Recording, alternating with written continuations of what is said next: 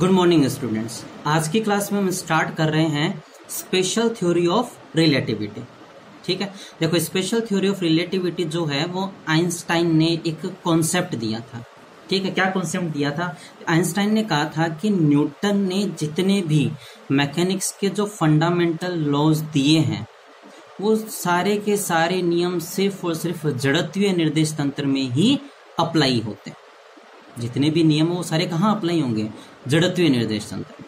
और हमने पहले ही पढ़ा है कि पूरे यूनिवर्स में कोई भी निर्देश तंत्र जड़त्वीय निर्देश तंत्र नहीं है।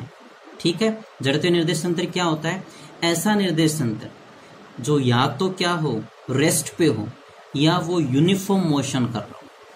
ठीक है, अब हम यूनिवर्स की बात करें, या सपोज हम बात कर रहे हैं कि कोई भी एक व्हीकल है जो चल रहा है और हम कहते हैं कि उसकी वेलोसिटी है 60 किलोमीटर पर आवर। ये उसकी एब्सोल्यूट वेलोसिटी नहीं है, वो उसकी रिलेटिव वेलोसिटी है जो हम अर्थ के रेस्पेक्ट में बताते हैं। हम एज्यूम करते हैं अर्थ रेस्ट पे। ठीक है, लेकिन रियली में क्या अर्थ रेस्ट पे? नहीं। अर्थ क्या कर रहा है? मोशन कर रहा है। कैसा मोशन कर रहा है? सन के अराउंड। ठीक है, सर्कुलर मोशन कर रहा है। क्लियर है? और कोई भी सर्कुलर मोशन हो, क्या उसकी वेलोसिटी कांस्टेंट हो सकती है? क्या उसका एक्सीलरेशन जीरो हो सकता है? कभी नहीं हो सकता। यदि उसका एक्सीलरेशन जीरो नहीं है मतलब अर्थ का मोशन एक्सीलरेटेड मोशन है। और अर्थ का मोशन यदि एक्सीलरेटेड है तो अर्थ को जड़त्वीय निर्देश तंत्र नहीं माना जा सकता। ठीक है, यदि अर्थ जड़त्वीय निर्देश तंत्र नहीं है तो न्यूटन के नियम सही तरीके से अप्लाई नहीं होंगे। क्लियर? हम अप्लाई करते हैं क्योंकि उसका एक्सीलरेशन बहुत कम है, इसलिए हम न्यूटन के नियम अच्छे से अप्लाई कर सकते हैं। फिर आइंस्टाइन ने एक प्रिंसिपल दिया, प्रिंसिपल ऑफ इक्विवेलेंस, तुल्यता का सिद्धांत। आइंस्टाइन ने क्या कहा कि नेचर के जितने भी नियम हैं, भाई एक्चुअली फिजिक्स क्या है? फिजिक्स रियली में है कि हम नेचर की स्टडी करते हैं और स्टडी करने के बाद उस स्टडी से हम कुछ नियम बनाते हैं कि नेचर का ये नियम है, नेचर ऐसे काम करता है। क्लियर है? ये वेलोसिटी है, ये एक्सेलरेशन है, ये जिनको भी हमने डिफाइन किया है वो नेचर की स्टडी करने के बाद डिफाइन किया। आइंस्टाइन ने कहा आप नेचर की स्टडी करिए लेकिन ऐसे नियम बनाइए जो या तो एक यूनिफॉर्म ग्रेविटेशनल फील्ड में आप अप्लाई करो या फिर आप त्वरित निर्देश तंत्र में अप्लाई करो। दो चीजें बोल रहा हूं, यूनिफॉर्म ग्रेविटेशनल फील्ड या फिर आप accelerated reference system. Accelerated reference system का मतलब क्या हो गया? अजड़त्वीय निर्देश तंत्र। दोनों में अप्लाई करो तो दोनों में अंतर करना असंभव हो जाए, यानी दोनों में एक ही तरीके से लागू हो जाए, तभी आपका वो नियम क्या है? सही माना जाएगा। ये है प्रिंसिपल ऑफ इक्विवेलेंस जो स्पेशल थ्योरी ऑफ रिलेटिविटी के अंदर दिया गया। क्लियर है? अब इसको एग्जांपल कैसे समझें? सपोज हम एक लिफ्ट की बात कर रहे हैं, लिफ्ट में कोई पार्टिकल। ठीक है, अब लिफ्ट की दो सिचुएशन है, या तो लिफ्ट रेस्ट पे है या फिर लिफ्ट क्या कर रही है? एक्सेलरेटेड मोशन कर रही है। दोनों ही सिचुएशन में यदि आप मोशन को एक्सप्लेन कर पाओ सेम तरीके से, दोनों में कोई फर्क ना आए, तभी आपका नियम सही माना जाएगा, अदरवाइज नहीं। ठीक है, तो ये आपकी क्या है? Special theory of relativity. तो आपको मेन यहां पर सिर्फ इतना ध्यान रखना है कि स्पेशल थ्योरी ऑफ रिलेटिविटी का जो प्रिंसिपल है वो क्या है? Principle of equivalence. और प्रिंसिपल ऑफ इक्विवेलेंस क्या कहता है कि प्रकृति के नियमों की रचना इस प्रकार की जानी चाहिए।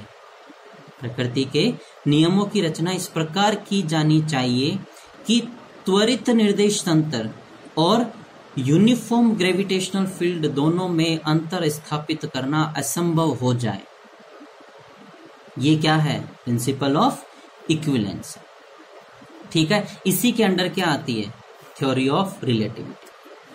अब आइंस्टाइन के प्रिंसिपल ऑफ इक्विवेलेंस के स्टेटमेंट के बाद साइंटिस्ट ने जड़त्वीय निर्देश तंत्र के बारे में पता करना शुरू किया। साइंटिस्ट ने ये पता करना शुरू किया कि क्या यूनिवर्स में कोई जड़त्वीय निर्देश तंत्र है जिसके सापेक्ष हम कोई नियम बना सके।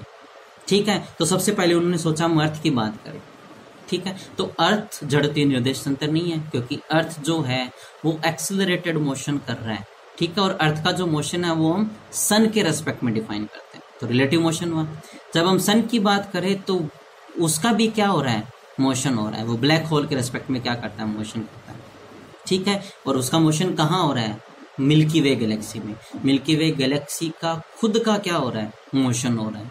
तो हमें पूरे यूनिवर्स में ऐसा कोई ऑब्जेक्ट नहीं मिला जिसको हम जड़त्वीय निर्देश तंत्र कह सके।